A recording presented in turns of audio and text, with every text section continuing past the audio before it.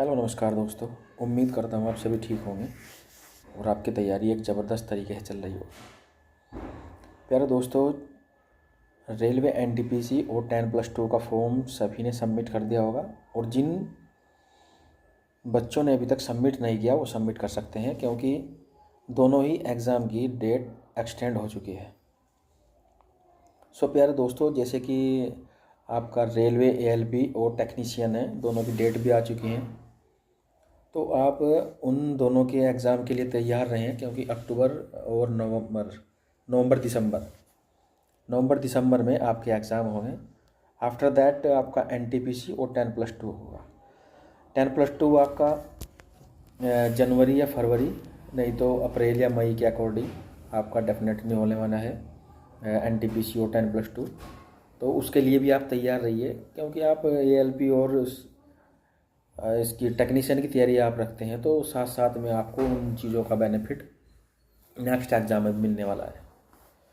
सो दोस्तों, कंपटीशन का एक दौर ऐसा होता है, उसमें ऐसा नहीं है कि हम किसी एग्ज़ाम की तैयारी कर रहे हैं और नेक्स्ट एग्ज़ाम में हमें उसका बेनिफिट ना मिले। इसमें सबसे बड़ा फ़ायदा यही होता है, हम किसी भी एग्ज़ाम की तैयारी करें तो हमें बेनिफिट हर एग्ज़ाम में रहता है, चाहे वो रीजनिंग का मिले या जीएस का मिले और या मैथ्स का मिले। कहीं ना कहीं किसी सब्जेक्ट का बेनिफिट निश्चित रहता है। जीएस तो एक ऐसा टॉपिक है कि उसमें तो कोई भी एग्ज़ाम आ जाए उसका तो बेनिफिट हमें रहता ही रहता है। तो इसीलिए मैं बार बार आपको रिकमेंड भी करता हूँ कि दोस्तों, आप जीएस के नोट्स ज़रूर बनाएं। नोट्स जितने आप बनाएंगे उसका बेनिफिट आपको एग्ज़ाम टाइम में, और जैसे भी आप रिवाइज करते हैं किसी भी समय, रिवाइज टाइम में भी आपको उसका बहुत ज़्यादा बेनिफिट मिलने वाला है। तो आप जीएस के नोट्स को ज़रूर बना के चलें। एक अच्छे नोट्स आप तैयार करते हैं तो आपको आगे के एग्ज़ाम, यदि आप लाइफ में कहीं किसी प्रकार की ग्रोथ करना चाहते हैं, आपको कोई ऐसी पोस्ट मिल जाती है जो आप उस पोस्ट के अकॉर्डिंग कोई एक अच्छा और एग्ज़ाम निकालना चाहते हैं, कोई एक बड़े एग्ज़ाम की तैयारी करना चाहते हैं, अगर आपके ड्रीम्स यदि हों, तो आपको वहाँ भी उस चीज़ का बेनिफिट मिल सकता है। क्योंकि जीएस के नोट्स हमारे एक बार कंप्लीट हो गए, आफ्टर दैट हम नेक्स्ट एग्ज़ाम कोई भी दे सकते हैं। जैसे कि आप यूपीएससी दे सकते हो, और यूपीपीएससी या आरपीएससी या यूकेपीएससी, जो भी जहाँ से बिलोंग करता है वो वहीं का एग्ज़ाम दे सकता है। अदरवाइज़ वो डिपेंड करता है आपकी थिंग्स पर। तो दोस्तों, नोट्स का बहुत ज़्यादा बेनिफिट है। हाँ, हमारे मैथ के नोट्स हो या हमारे रीजनिंग के नोट्स हो। फ़िलहाल तो हम एनटीपीसी और 10+2 के बारे में बात करते हैं, जो इसमें सिलेबस आने वाला है आपका। फर्स्ट ऑफ ऑल, रीजनिंग का एक अच्छा क्राइटेरिया रहता है एनटीपीसी में और 10+2 में। इसका एक अच्छा क्राइटेरिया पहले से ही रहता है रेलवे के अंतर्गत। रीजनिंग का एक अच्छा रोल रहता है। रीजनिंग ऐसी नहीं आती जैसे कि आपने देखा होगा यूपी कांस्टेबल के अंतर्गत जैसी रीजनिंग है, उस तरह का एरिया नहीं रहेगा रीजनिंग का। एक अच्छे लेवल की रीजनिंग रहती है, उसमें सिटिंग अरेंजमेंट संबंधी क्वेश्चन भी आते हैं। कथन निष्कर्ष के भी एक अच्छा लेवल रहता है, कथन निष्कर्ष का और सिटिंग अरेंजमेंट का। 1 से 2 क्वेश्चन पासे का भी रहता है, तो उनकी अच्छी प्रैक्टिस हमारी होनी चाहिए। और सिटिंग अरेंजमेंट में लगभग 4 से 5 क्वेश्चन आ जाते हैं, जो अच्छे लेवल का सिटिंग अरेंजमेंट होता है।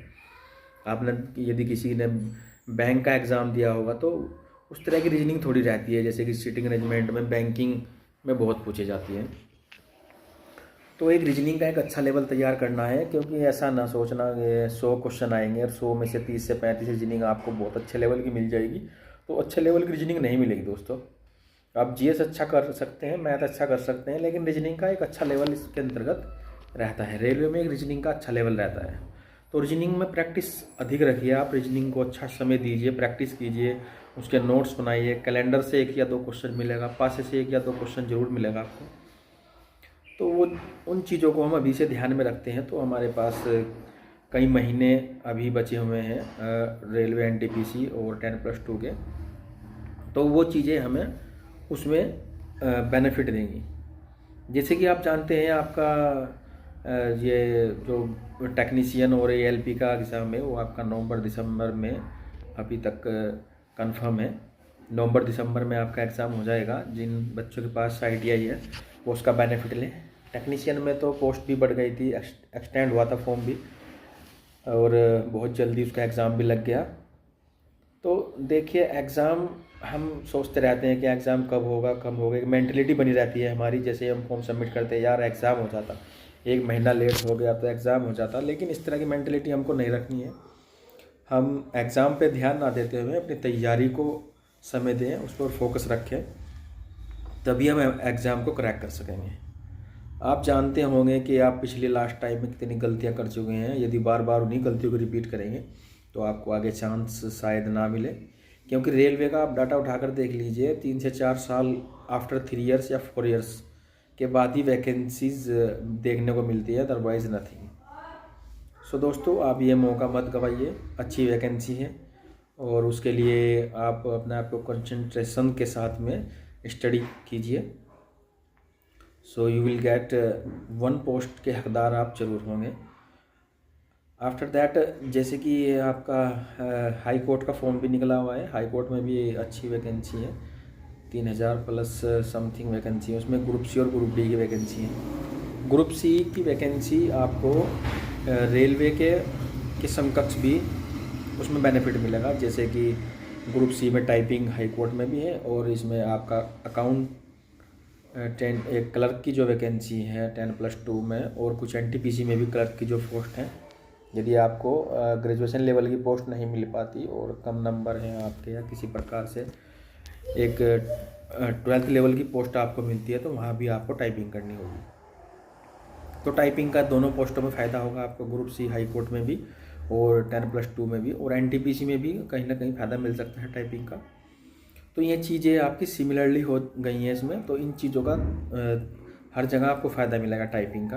तो टाइपिंग आप बाद में वैसे कर सकते हैं, लेकिन इसका फ़ायदा आपको कॉमन मिलेगा इसमें, हाई कोर्ट और प्लस आपका 10+2।